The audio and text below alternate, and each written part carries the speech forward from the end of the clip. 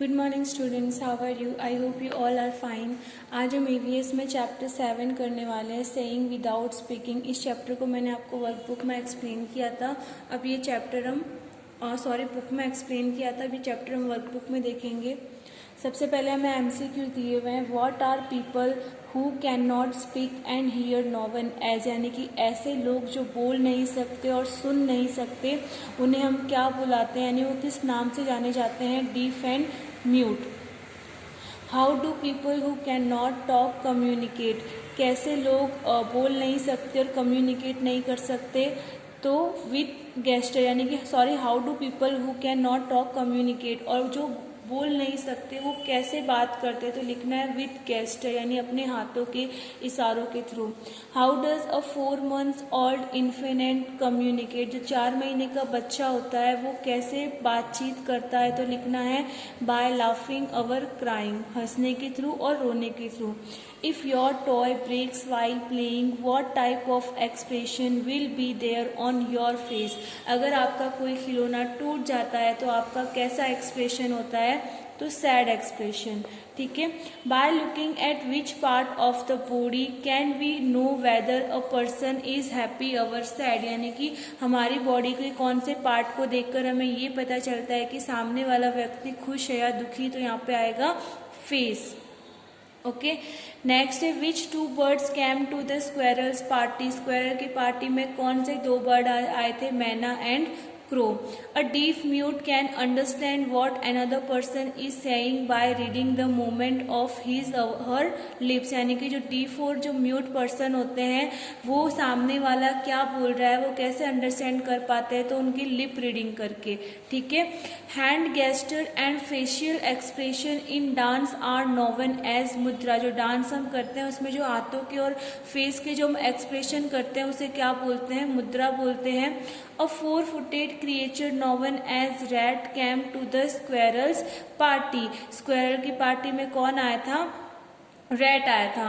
If a child has done any mischief, अगर कोई बच्चा शरारत करता है, it can easily be made out due to the expression on his our her face, यानी अगर कोई बच्चा मस्ती करता है तो इजीली पता चल जाता है उसके फेस के एक्सप्रेशन देख के कि इसने कुछ गलत काम किया है या फिर इसने कुछ बदमाशी की है। 5th नंबर पे है a person feelings can easily be seen in the eyes on a person's face, किसी भी पर्सन की जो फीलिंग्स होती है वो हम उसकी आईज में देख सकते हैं, यानी कि वो सैड है, हैप्पी है या फिर वो क्या है। ठीक है। 6 नंबर पे है deaf mute children are taught to speak with gesture in a special school meant for them, यानी कि जो डीफ म्यूट बच्चे होते हैं जो बोल नहीं पाते और सुन नहीं सकते, उनके लिए स्पेशल स्कूल होती है जिनमें उन्हें गेस्टर सिखाए जाते हैं, यानी कि उन्हें कैसे एक्सप्रेशन करने हैं और अपनी बात उन्हें कैसे बोलनी है। ठीक है। नेक्स्ट देखते हैं। नेक्स्ट हमें यहाँ पे ट्रू फॉल्स दिए हुए हैं। फर्स्ट नंबर पे people who can talk communicate with gesture of their eyes, लोग जो कम्युनिकेट करते हैं तो वो अपने आईज के थ्रू कम्युनिकेट करते हैं, तो यहाँ पे आएगा false. There are special school for the deaf mute and the blind, और जो डीफ म्यूट बच्चे होते हैं जो बोल नहीं पाते और सुन नहीं पाते, और जो बच्चे अंधे होते हैं उनके लिए स्पेशल स्कूल होती है, तो yes right. Deaf mute children can not speak but can hear, deaf mute बच्चे बोल नहीं पाते लेकिन सुन सकते हैं, तो यहाँ पे आएगा रॉन्ग, वो सुन भी नहीं सकते हैं। Facial expression are the main aspect of dance, और डांस में जो हमारा फेशियल एक्सप्रेशन होता है वो बहुत ही ज़्यादा इंपॉर्टेंट होता है, उसी के ज़रिए हम सॉन्ग में हम क्या बताना चाहते हैं वो हम एक्सप्रेस कर पाते हैं, तो यहाँ पे आएगा राइट। अ 4 months old child talks loudly, 4 महीने का बच्चा बहुत जोर से बोलता है, तो यहाँ पे आएगा false. Okay. Whether a person is happy और sad can be known by his our her facial expression, अगर कोई बच्चा या फिर कोई पर्सन, कोई व्यक्ति खुश है या दुखी है वो हम उसके फेशियल एक्सप्रेशन से जान पाते हैं, तो यहाँ पे आएगा राइट। ठीक है। ऐसे आपको ट्रू फॉल्स करने हैं। ठीक है। यहाँ पे पहले आपको इसको पढ़ना है, जैसे कि people who can talk communicate with gesture of their eyes, यानी कि जो लोग बोल सकते हैं तो वो क्या अपने आइज के इशारों से वो बातचीत करते हैं, तो यहाँ पे फॉल्स। तो ऐसे आपको पहले रीड करना है, समझना है, उसके बाद में आपको ट्रू फॉल्स करने हैं। ठीक है। नेक्स्ट है match the column appropriately, matching करनी है। ब्लाइंड को किस में मैच करोगे? पर्सन हु कैन नॉट सी, ऐसा व्यक्ति जो देख नहीं सकता है उसे ब्लाइंड कहा जाता है। डीफ म्यूट यानी होता है जो सुन भी नहीं सकता और बोल भी नहीं सकता, यानी कि person who can neither speak nor here.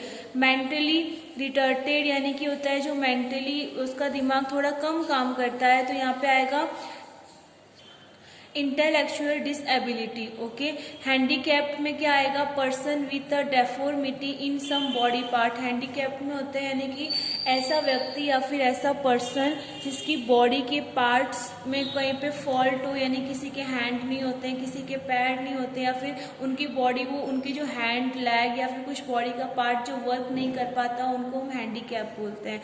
ठीक है, तो वैसे आपको मैचिंग करनी है। नेक्स्ट 5 नंबर की जो पिक्चर है ये मैंने आपको बुक में एक्सप्लेन किया था, इसलिए मैं आपको वर्कबुक में एक्सप्लेन नहीं कर रही हूँ। इसमें आपको बुक की तरह ही क्या करना है, यहाँ पे फेशियल एक्सप्रेशन बनाने हैं। ओके, नेक्स्ट हम क्वेश्चन नंबर देखते हैं। आंसर द फॉलोइंग क्वेश्चन इन 1 और 2 सेंटेंसेस। पहला फर्स्ट नंबर का है, have you ever seen anyone talking through action? क्या आपने कभी किसी को एक्शन के थ्रू बात करते हुए देखा है? तो लिखना है yes I have seen mute people and actors on stage communicating through gesture our action. हाँ, मैंने लोगों को देखा है, म्यूट पीपल होते हैं जो बोल नहीं पाते, वो क्या करते हैं अपने हाथों के इशारों से या फिर एक्शन के थ्रू बात करते हैं। और कुछ एक्टर्स, अभिनेता ऐसे होते हैं, हीरो ऐसे होते हैं जो, या फिर वो जो एक्टर एक्ट्रेस होते हैं वो क्या करते हैं, हाथों के गेस्टर से कम्युनिकेट करते हैं, यानी कि उस टाइम पे एक्टिंग करके उन्हें शो करना हो, दिखाना हो, तो उस टाइम पे उनका यूज करते हैं। ठीक है, सेकेंड नंबर पे according to the story in the text book, यानी कि आपकी टेक्स्ट बुक की स्टोरी के अनुसार विच डिफेक्ट डिड चाकू हैव? चाकू के अंदर कौन सी डिसएबिलिटी थी? In what was she skilled, और वो किस में होशियार थी? तो लिखना है according to the story in the text book चाकू वॉज डिफ, यानी कि चाकू डिफ थी क्योंकि वो बोल और सुन नहीं पाती थी। She was skilled in play the piano, लेकिन वो पियानो अच्छी तरीके से बजा लेती थी। यानी कि चाकू में क्या खामियां थी और क्या यानी कि उसकी बॉडी में कौन सी कमी थी वो हमें लिखना है, और वो किस चीज में होशियार थी उसके बारे में भी हमें यहाँ पे लिखना है। ओके, थर्ड नंबर पे what was the name of Chaku's brother? Chaku's के ब्रदर का नाम क्या था? लिखना है चकूज ब्रदर, सॉरी चक्कू है, चकूज ब्रदर नेम वाज नंदू। ठीक है, फोर्थ नंबर पे how does a person who can not talk communicate with other people? यानी कि ऐसा पर्सन जो बोल नहीं सकता है तो वो दूसरे लोगों से कैसे कम्युनिकेट करता है, तो उसके बारे में हमें यहाँ पे लिखना है a person who can not talk communicates with his her eyes facial expression and gestures of the hands with other people. ऐसे लोग जो बोल नहीं पाते हैं तो वो कैसे कम्युनिकेट करेंगे? तो वो अपने आईज से, इशारों से बात करते हैं, या फिर अपने फेशियल एक्सप्रेशन देते हैं, फेस के थ्रू कम्युनिकेट करते हैं, या फिर गेस्टर यानी अपने हैंड्स के थ्रू कुछ इशारे करते हैं जिसकी वजह से वो सामने वाले को बता पाते हैं कि मुझे ये कहना है। ठीक है, फिफ्थ नंबर पे what can we understand with the expression on a person's face? यानी कि जो पर्सन का जो फेस है, किसी व्यक्ति का फेस देखकर हम क्या समझ पाते हैं? तो लिखना है we can understand whether a person is happy, sad और angry with the expressions on a person's face. यानी हम किसी व्यक्ति का फेस देखकर हम ये पहचान सकते हैं कि वो सामने वाला जो पर्सन है वो खुश है, उदास है या फिर गुस्से में है। ठीक है, 6 नंबर का है what are known as mudras in dance? यानी कि डांस में जो मुद्रा होती है उसे क्या कहा जाता है, या फिर वो किस नाम से जानी जाती है? तो लिखना है facial expression and gesture of the hands are known as mudras in dance. यानी कि डांस की जो मुद्रा होती है उसको फेशियल एक्सप्रेशन और गेस्टर के नाम से जाना जाता है। यानी कि मुद्रा में किन कौन कौन सी चीजें आती है? एक तो हमारा जो फेस होता है, मुंह होते हैं, उसके जो एक्सप्रेशन होते हैं वो, और एक हमारे हाथों के एक्सप्रेशन होते हैं, वो जो डांस में सबसे ज्यादा इंपॉर्टेंट होते हैं। आपने डांस करते हुए लोगों को देखा होगा, वो क्या करते हैं, अगर वो डांस करते हैं, अगर वो अपने हाथ या पैरों को ऐसे डांस में यूज करेंगे, लेकिन अगर उनके फेस पे कोई एक्सप्रेशन ही नहीं होगा तो उनका डांस हमें अच्छा नहीं लगता है। और जो व्यक्ति या फिर पर्सन अच्छी तरीके से अपने फेस के एक्सप्रेशन करता है, अपने हाथों के एक्सप्रेशन से डांस करता है, तो हमें वो डांस देखने में भी अच्छा लगता है। इसीलिए डांस की मुद्रा में क्या आता है, यानी कि जो मुद्रा बोला हुआ है यहाँ पे डांस में, उसमें क्या आता है? फेशियल एक्सप्रेशन और गेस्टर्स। ठीक है, नेक्स्ट क्वेश्चन देखते हैं। Answer the following question in brief. Which type of deformities are seen in people. People में कौन कौन सी खामियां हमें देखने को मिलती है। डेफॉर्मेटीज लाइक ब्लाइंडनेस, यानी कुछ लोग अंधे होते हैं। डीफ म्यूट होते हैं, जो सुन नहीं सकते और बोल नहीं सकते। Crippled in the legs and hands, और कुछ के क्या होते हैं, लेग्स या हैंड्स में कुछ प्रॉब्लम्स होती है जिनकी वजह से वो वर्क नहीं कर पाते हैं। अदर डेफॉर्मेटीज मेंटल रिटार्डेशन, और कुछ मेंटली डिप्रेस होते हैं, यानी कि उनका जो मेंटली उनका जो माइंड होता है वो अच्छी तरीके से वर्क नहीं कर पाता है, वो बच्चों की तरह रिएक्ट करते हैं बड़े होने के बाद भी। And learning disabilities are seen in people, और कुछ लोग होते हैं जो जिनका उनकी बॉडी तो ग्रोथ होती है लेकिन उनका माइंड ग्रो नहीं हो पाता, उनके अंदर लर्निंग कैपेसिटी होती है वो बहुत ही ज़्यादा कम होती है, वो चीज़ों को याद नहीं रख पाते हैं, उन तरीके की। ठीक है, नेक्स्ट है सेकंड नंबर पे, why can the police catch a culprit during the investigation even when the culprit denies his her crime. जो पुलिस होती है, अगर कोई चोर होता है, अगर वो वो ऐसा बोले कि मैंने चोरी नहीं की है, तो जो पुलिस होते हैं वो किस तरीके से इन्वेस्टिगेशन करते हैं ताकि वो सामने वाले का क्राइम पकड़ा जाए। तो यहाँ पे लिखना है even when the culprit denies his her crime, यानी कि चाहे वो कोई भी हो, गर्ल हो, बॉय हो, वुमेन हो या फिर मैन हो, अगर वो डिनाई करते हैं कि हमने ये क्राइम नहीं किया है, the police can catch a culprit during their investigation with the help of the expression of fear on their faces. यानी कि अगर कोई क्राइम करता है तो उसके फेस पे क्या होता है, डर होता है, ये मैंने क्राइम किया है, अब मैं पकड़ा गया हूँ, तो उसके फेस पे वो डर होता है। तो उस डर को देखकर पुलिस क्या करती है, इन्वेस्टिगेशन करती है कि ये सामने वाला जो व्यक्ति है या फिर गर्ल है या फिर बॉय है, जो भी हो, उसने क्या किया है, क्राइम किया है। ठीक है, नेक्स्ट देखते हैं। यहाँ पे ये आपने की बुक में भी ये स्टोरी थी, आपको पिक्चर देखनी है, देन आपको क्या करना है, यहाँ पे स्टोरी लिखनी है। ओके, अपनी स्टोरी बनानी है।